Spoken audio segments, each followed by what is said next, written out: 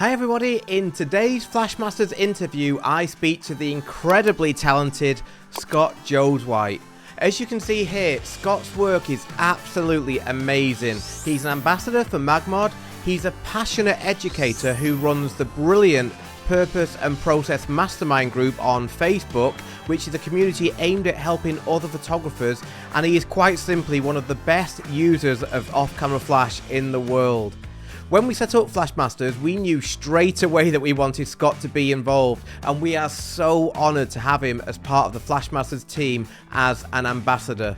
Scott shares so much fantastic information with us in this video about exactly how we created these stunning images. As always, the majority of this video is completely free to watch on YouTube, but if you want to watch the full length version in which Scott tells us how he created these photographs, then please join us at Flashmasters by signing up using the link in the description below, and the full length version will be available to you in the Flashmasters member zone.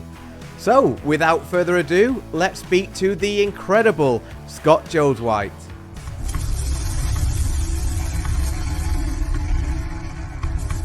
So, hi Scott, how are you doing? Firstly, let me say it's an absolute honour to have you as part of the Flashmasters team. I've admired your work. Unfortunately, we've never met, but I've admired your work from afar for a long time. It's absolutely stunning. So, yeah, Helen and I could not be happier that you're part of Flashmasters and have joined the team as ambassadors. So, firstly, thank you.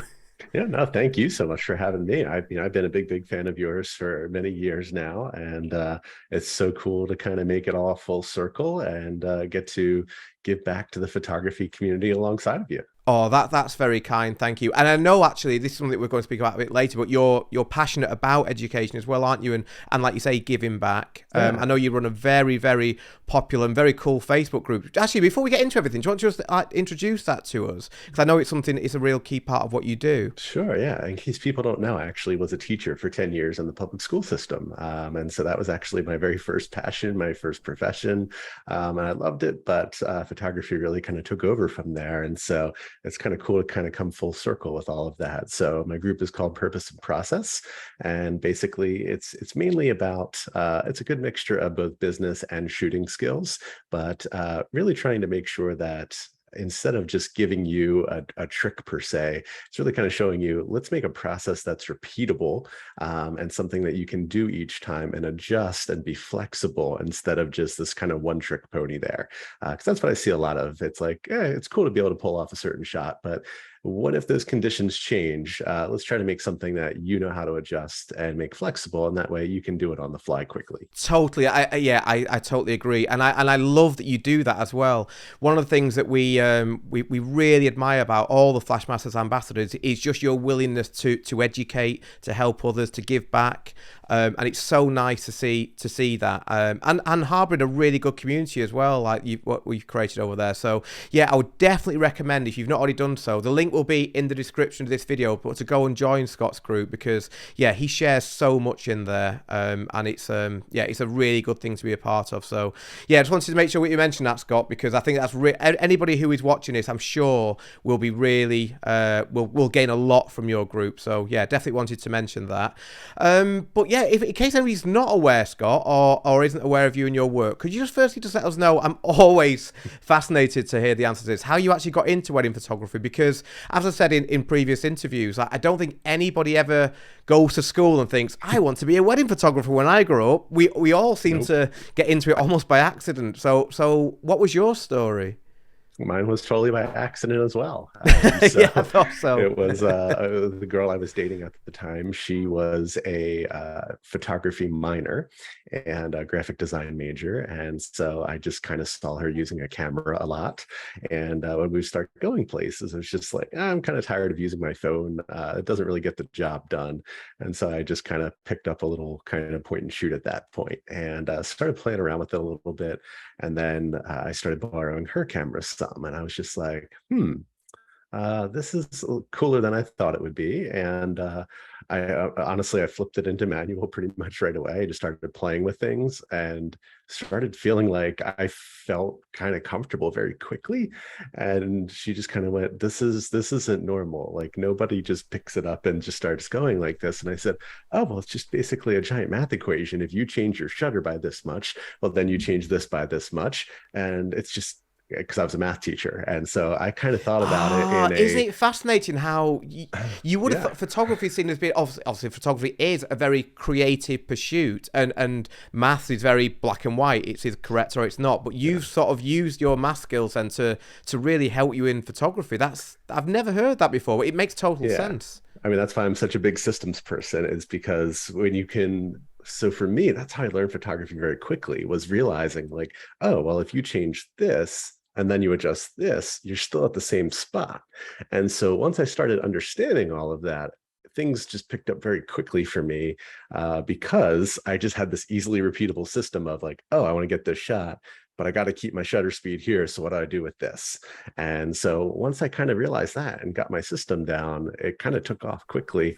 And I always said I would never shoot weddings, just like I think most of us all have said I that. think everybody's the same. And I started shooting a few families and just basic portraits and things like that. And I very quickly went, oh my gosh, this is not for me.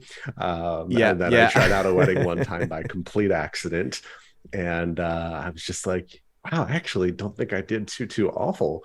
And the couple was super happy. And I was like, all right, maybe I'll give it a try. And then a try turned into a few tries and now over 400 tries. So here we are Wow, today. amazing.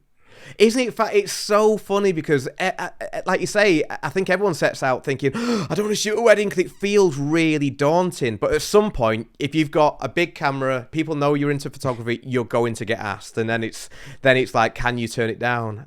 Was that first wedding? Were they friends of yours, or did you actually advertise and try and promote yourself to couples? So it was a really kind of weird situation. So I was basically part of a local group, and just kind of getting together for hobby stuff. And it was a local like photography group essentially.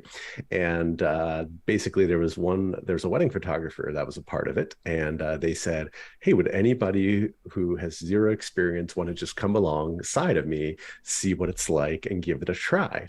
And so I think there were about 5 of us that signed up to kind of follow along. The couple was cool with it, knew about everything in advance. And once it actually came time to get closer to the wedding, that photographer moved to Texas, which for those of you who don't know, I'm in Pennsylvania. And so it's basically halfway across the country, pretty far. That's and they were a like, long way. yeah, they were like, oh, I'll come back. Don't worry, I'm going to fly back. And as you can probably imagine, they did not. They completely stopped communicating with the couple. And then, of course, everybody else got really spooked and scared and said, like, I want nothing to do with this. I'm running so far away. Well, I was the last person to like basically talk and reply to this big email thread. And the couple's just like, would you be willing to shoot it for us? And I said, no, I have no clue what I'm doing. I literally just got like a professional camera for the first time. Like, I don't really know what I'm doing here. And they said, like, we'll sign a contract, we'll sign every waiver, like whatever you need to make it happen. We just need a body there to take photos. And I said, as long as you understand that I have no clue what I'm doing, and you are not willing to hold me legally, liable at all, sure, I will do it. So I took my girlfriend along at the time. We did it, and it didn't turn out too awful. A couple ended up actually purchasing an album of the photos, and it just kind of really took off from there. That is an amazing story, and I'm pretty sure that's going to be very unique to you. I don't think anybody else will find themselves in that situation. And good on you as well for helping out, because I can understand like your gut instinct may have been to think, I want nothing to do with this. This is way too much pressure. They had expectations of another photographer who is now, well, done a runner. And, I mean, it was a week before the wedding. It's a lot to take on. That was just, I knew that they weren't going to find anybody. And so I was like, look, if you really know that you're going to get something very questionable, sure, I will do my best to fill in the shoes there. And I mean, some of these photos I'm, of course, very embarrassed about today, but there's Scott, a few that honestly, I still think are half decent. And so I'm like, all right, I didn't do half bad for the first time. And they were super happy. And love that. And ultimately, like if the couple are happy, you've done your job really Exactly. well.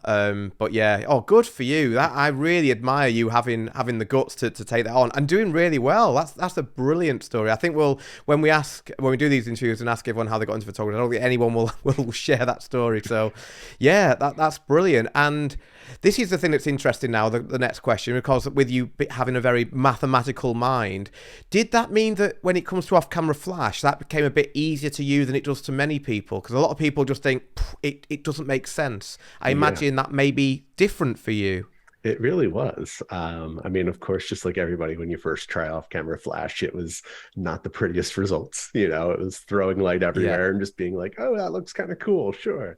Um, but yeah, it was something that I didn't understand, honestly, why so many people struggled with.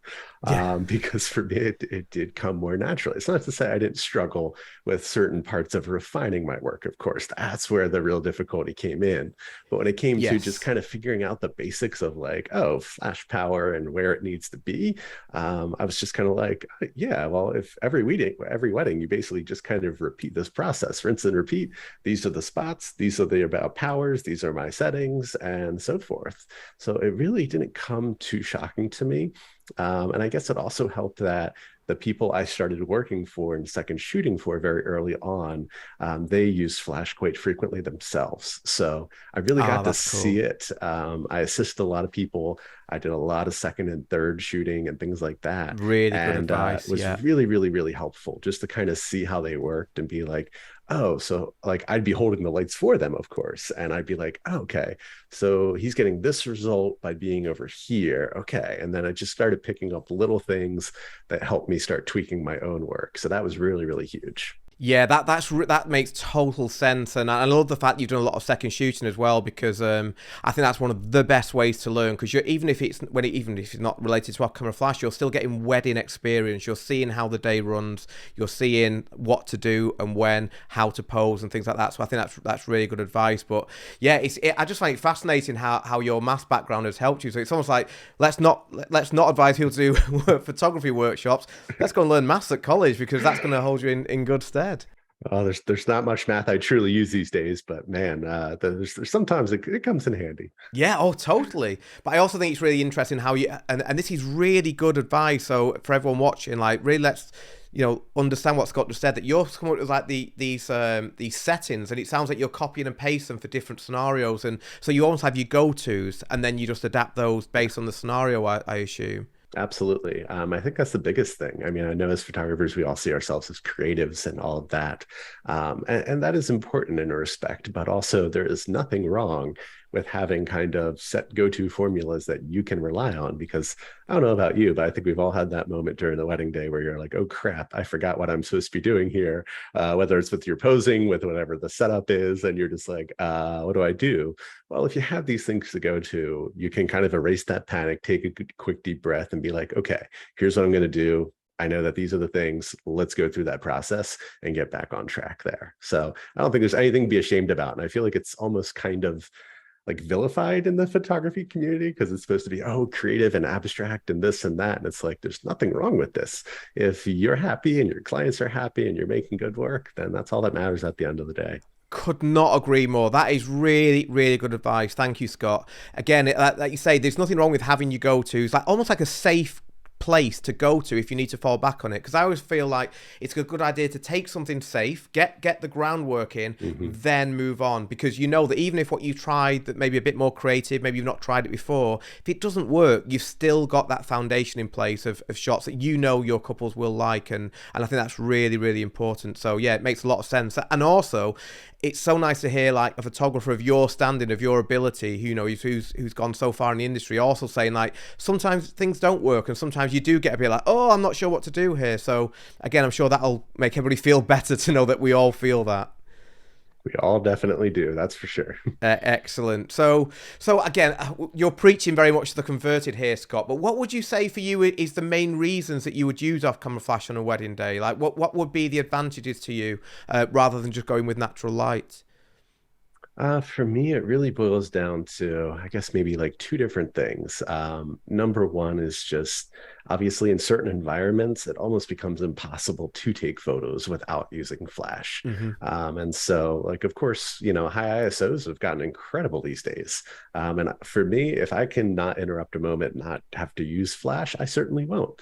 But there's certain places and points where it just becomes more logical and makes more sense to be able to give a great high quality photo with being able to use flash to enhance it a little bit more there. And the other thing is just for creativity purposes is, you know, we can all see things with our eye very in a natural way. And generally it's not to put natural light down. I take obviously most natural light photos on the day. But at some point, I'm like, cool, let's like kind of twist reality now and create something that literally no one else can see. Yeah, The love couple that. can't even imagine it. The guests can't imagine it. And it's basically, you know, being able to kind of literally change reality in a way. You know, like if we darken down a room to where we are exposing for just the chandeliers and the uplights and all of that, it becomes completely different and transforms it into something really incredible that probably that the couple kind of imagined, but they can't see with their own eyes. And so I really, really love being able to just kind of create something out of the norm that's different and unusual.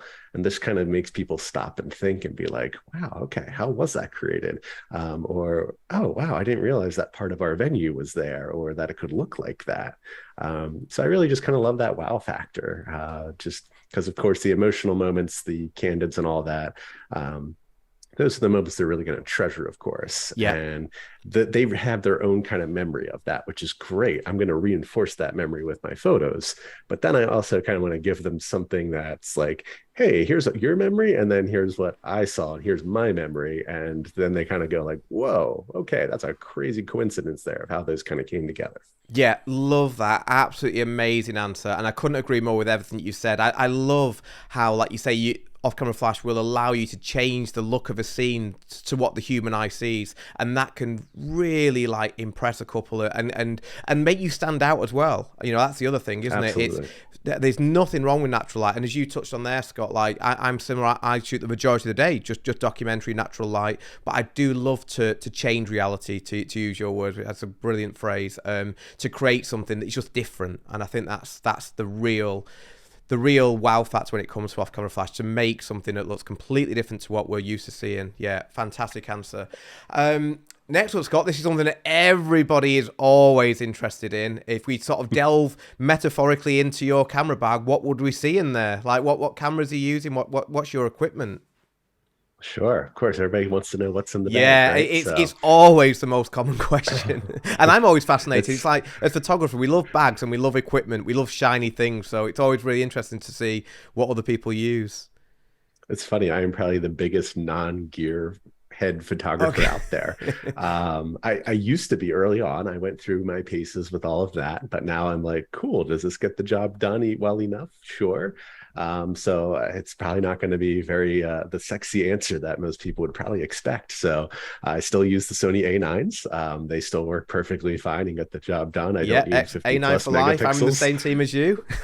Yeah, I don't need 50 plus megapixels. It focuses great. It's a wonderful camera. I see no need to change it out, and I'm going to ride that thing till it dies. Excellent. So I have two of those. And then basically the basics that I think most people have 35 and 85, 1.4. I have then also the 10, was it 90 or 95, the macro for Sony. Yeah. Whichever one that is. I have a 135, 1.8, just because I really do love that kind of there. And I then, love 135s for often for portraits. I think it's a yeah, really sort of like underused lens, because we all get obsessed, I think, with the 35, 85, and I'm the same as you, but I think the 135 can really give you lovely images. I don't use it a ton, but when I do, I'm like, I love that lens right there. Yeah, yeah. So, and then I do have zooms as well. So I have a 1635. That's really big for dance floor and some really big epic wide portraits and things like that. The 7200, just a really great classic workhorse for great compression stuff there. Hmm. So that's it. I keep it pretty simple with all of that. And yeah, it's mainly 3585 for all my photojournalism type stuff. And then when it comes to portraits stuff, I actually usually go with 1635 and 7200 Ah, interesting. Okay. because I like to be kind of polarizing with my focal lengths, because for me, at least in my opinion, I feel like that 35 to 70 range is kind of boring. Mm-hmm. It's generally what we see with our own natural eye. And for a lot of photographers, that's their style, and it works really well because of that. So like they love their 35 to 50 and so forth. So for me, I really like to go polar opposites. So either I'm going to go really wide and dramatic, That's or I'm very going to cool. go Yeah. with more compression, and being able to really pull in that background there. So that's why I kind of do that way. So it makes for two very distinct looks, in my opinion. Yeah, and I think that, again, really good advice. So just to reiterate, because one of the reasons you say you're doing that is because you want your images to appear different to the human eye, and they'll, yeah, and I think that makes total sense. It's really good advice there. So you're creating something that we're not used to seeing, which will, I imagine, again, make your work stand out much more.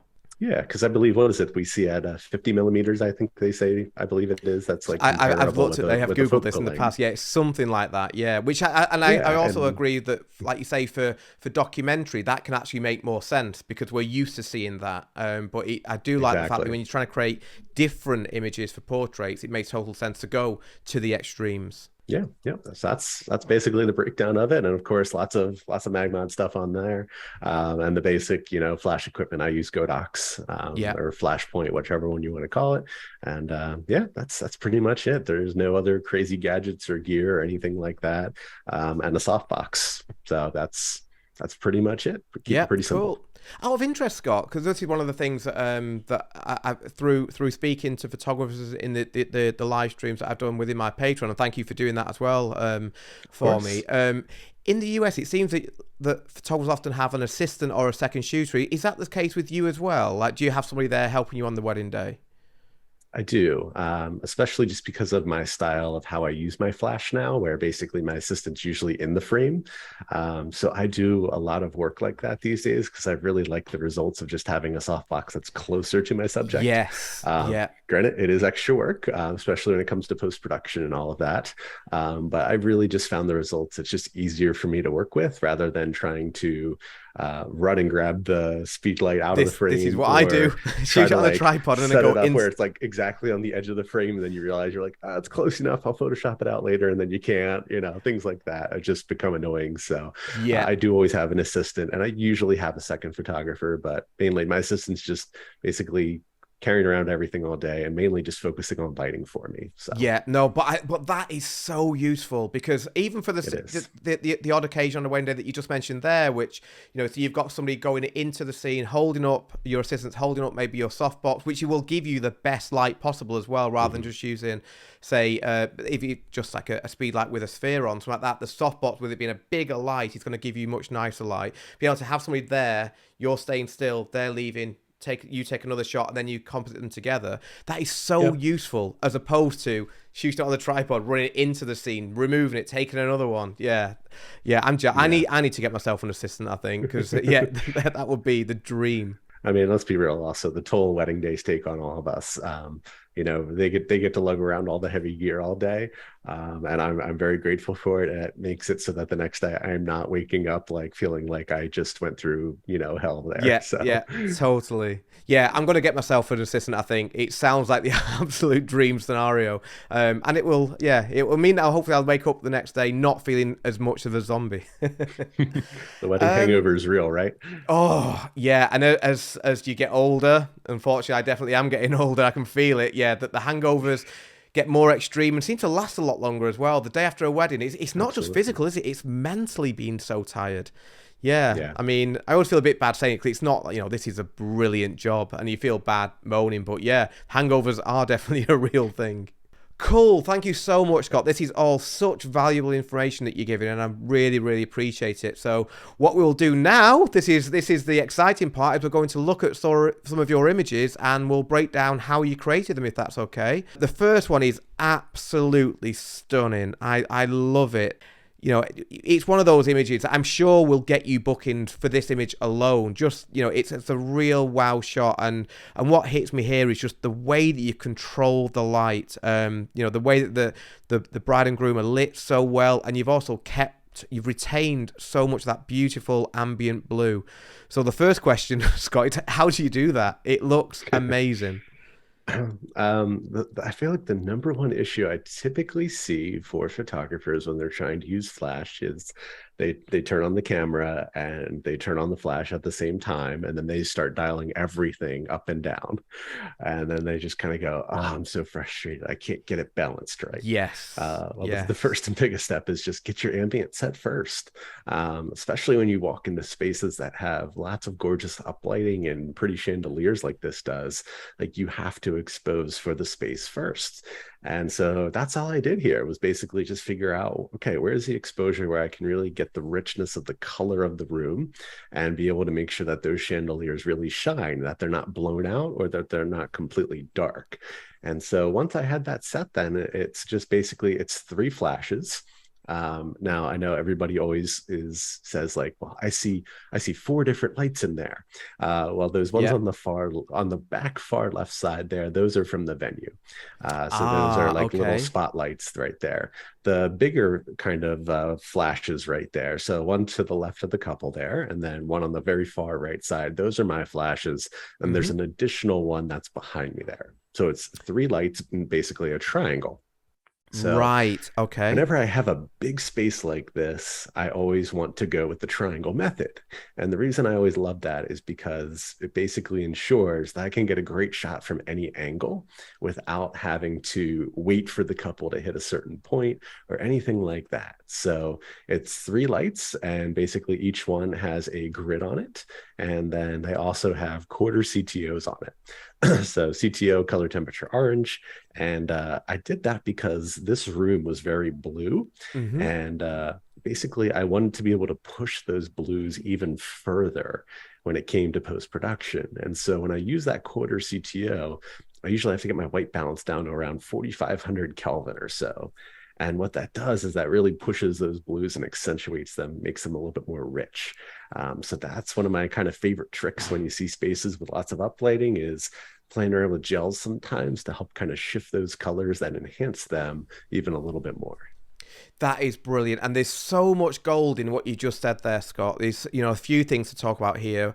One, like you say, that the first thing you mentioned there, which again I think is something that people often overlook, is just to get your ambient settings right first. So the first thing that you did when you came into this scene was, I assume, just take a shot with no flash at all, just to see what that was going to give you in camera, and Yep, then you've absolutely. introduced the flash after that.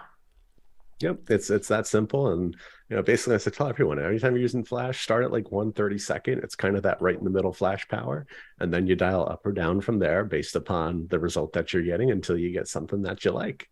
Yeah. And that was exactly what I did for this. And then it was basically just kind of waiting for all of the dry ice. That's what that is on the floor there. Yeah, They it call looks it so dancing in the nice. It's clouds. almost like they're stood in the sea, in the ocean. It looks Yeah, really nice.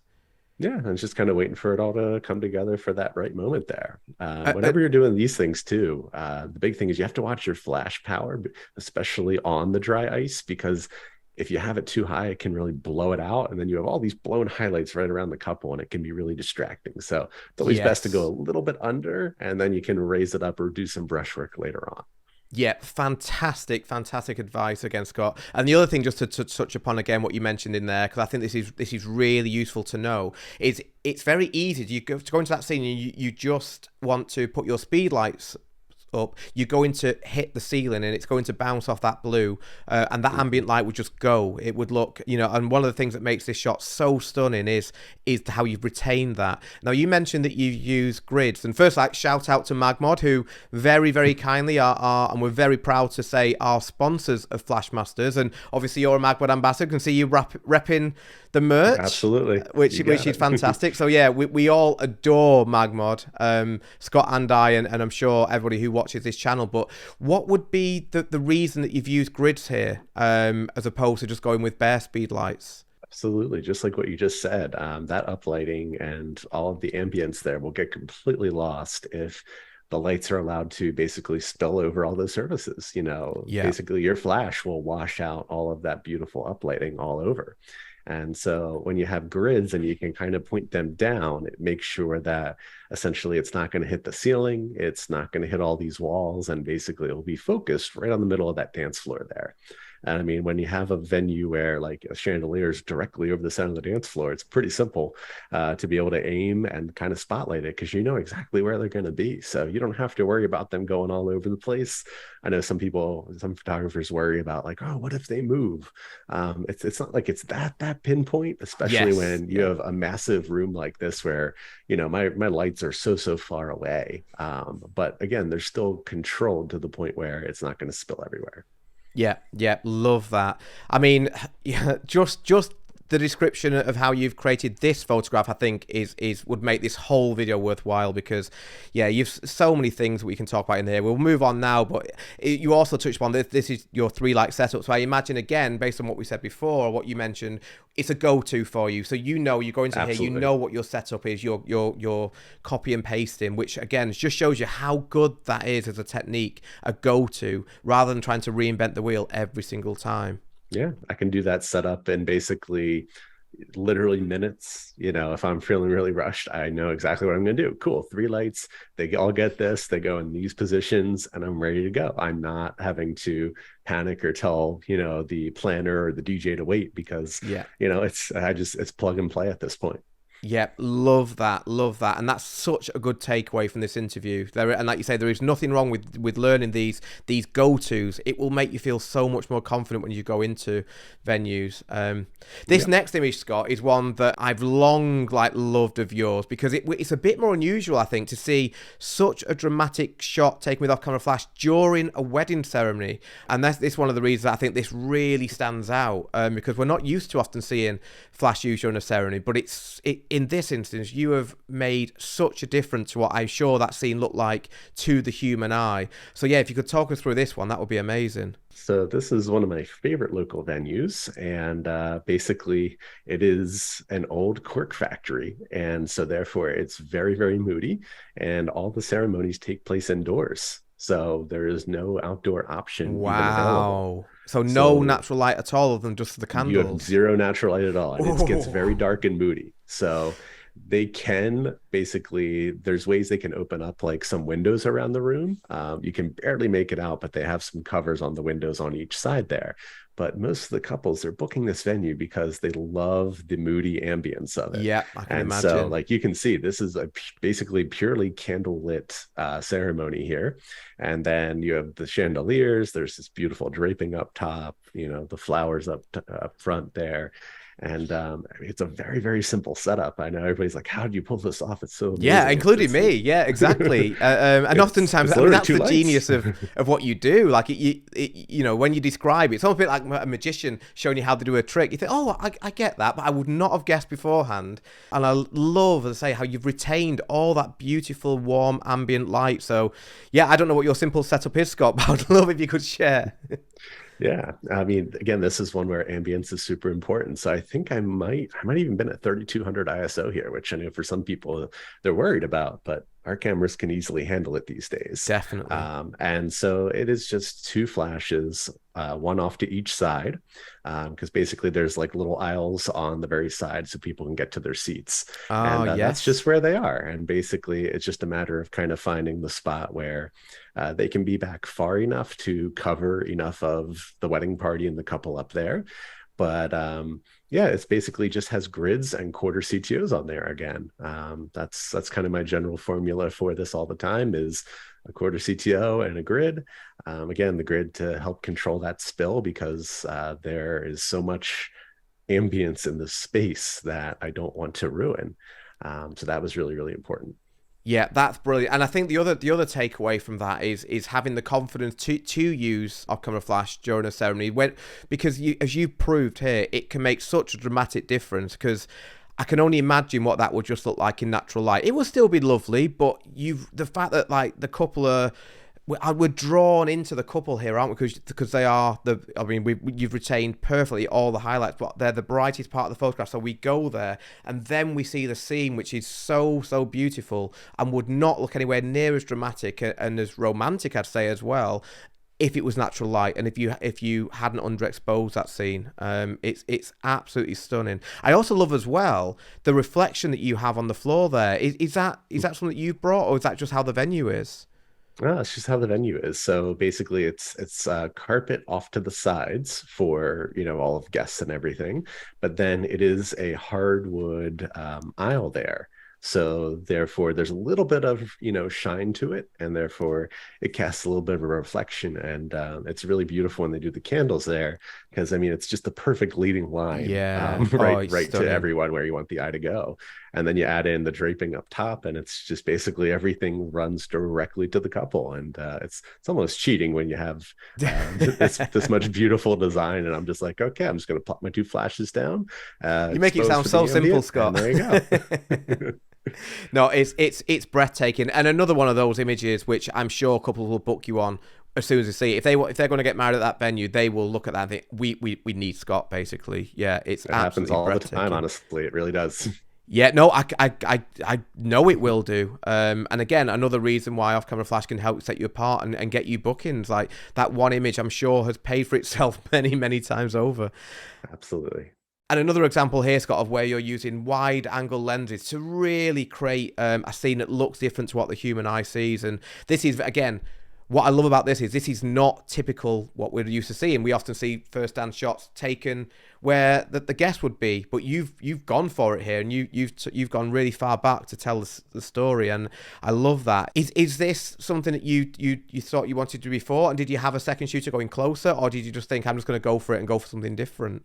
So as soon as I saw this venue, immediately I went to, oh my gosh, I need to get those bulbs in front of my lens. Yeah, Like it was just kind of a thing where I'm just like, okay, clearly this is a big important feature. This is one of the reasons why the couple booked it, because I mean, mm-hmm. it's not typical that most couples get to do their first dance outdoors in this type of setting. So it's Yes, really unique. And so I tried to figure out how I could. And ironically enough, the reception, the dinner portion takes place indoors in a house, and there's some steps that lead up to there, and these lights come connected up to the house there. And so basically it was just a matter of getting my camera up high enough and positioning. I had to keep finessing and finagling around until I could get it where I was happy with it. And yeah, basically I probably spent about a minute trying to get everything to line up the way I wanted to get the couple to rotate where I could kind of at least make out yeah, one of their yeah. faces, things like that. And then, yeah, you're right. My second was basically down there grabbing, the safer shots, the up close stuff, and all of I that love there. that. I started by doing that as well. So basically, we both shoot safe for about 30 seconds. And then after Oh, that, that's I really leave and cool. then go make sure that I'm playing around while they shoot all the safe stuff. So that way, no matter what, we're both covering the safe. And then at that point, one goes safe, one takes the risk.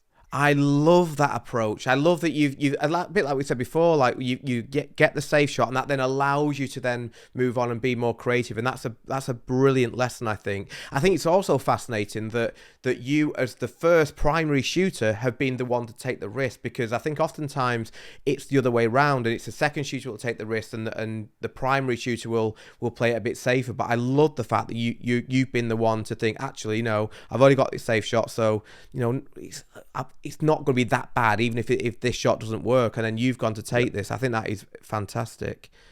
Our couples hire us for our creativity, so we should usually be the ones that take the risk and get to show off our creativity. In my mind, our seconds, we should be able to trust them with doing the safe stuff. And Yeah. I let them play around at times too, but usually if I'm trying to get really risky when I'm doing something like this, I want them to really cover the safe stuff. Yeah, definitely. Yeah, I agree, and it's really good to hear that approach. I think it's definitely one that we can all learn from. And the last image that we'll talk about, if you're watching this on YouTube, is this one, which is a beautiful portrait.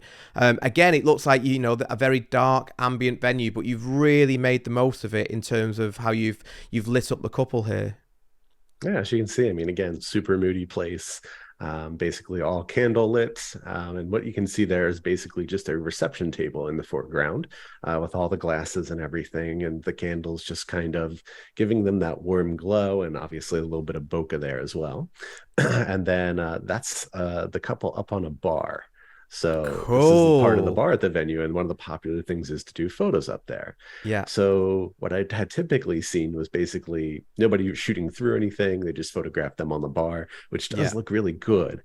But I was like, how could I add like kind of a layer to make it just something a little bit different? Love And so that. this is actually one of the rare times when I use the mag snoot because Ah, I okay. wanted absolute pinpoint lighting.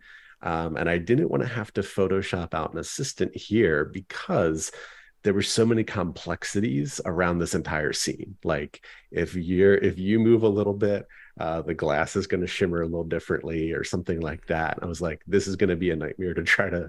remove someone from later. So Yeah. my assistant is way off to the side with the mag snoot instead because I could really, really pinpoint the couple here with very minimal spill. That's brilliant. And for those that aren't aware, Scott, what is the difference between the mag grid that you said you use earlier, which we know you've used in those earlier shots, and the mag snoot? Why wouldn't you use the grid in this example? The grid could do a decent job, but it's still going to be a wider spread Yeah. where they would need to be for this. So, like, honestly, my assistant was probably back a good 20 feet from where this was taken because the snoot controls it so much. So I just kind of had them keep moving back and forward until we found the spot where literally it's just basically a spotlight on the couple. You can see literally the only spill that happened is a tiny bit on the bar back there. But literally nothing else was done to change this at all because the snoot controlled it so well. Yeah, that's brilliant. Thank you, Scott. And I think that is the trick to really good, as you've proved in this video already. But the trick to really good off-camera flash is how well you're controlling that light, isn't it? And that's why modifiers are, I would say, invaluable. I don't think you could do this in any way really if you weren't using modifiers. No. And the snoot's something that I think is often underutilized. I think I'm guilty of this as well. But you've shown Oh, here same. just how you can, it can really help to limit that spill. So you're just hitting the area, and you've done such a good job with it here. It's beautiful because there looks to be virtually no spill, which is incredible. Yeah, it's one of those rare times I used, had to stop and think and said, what's the best solution for this? You know what? Something I haven't used in a long time, but sometimes these things come in hand and you can't always be stuck in our ways. Sometimes we have to adapt and pivot a little bit. And this was just one of those cases.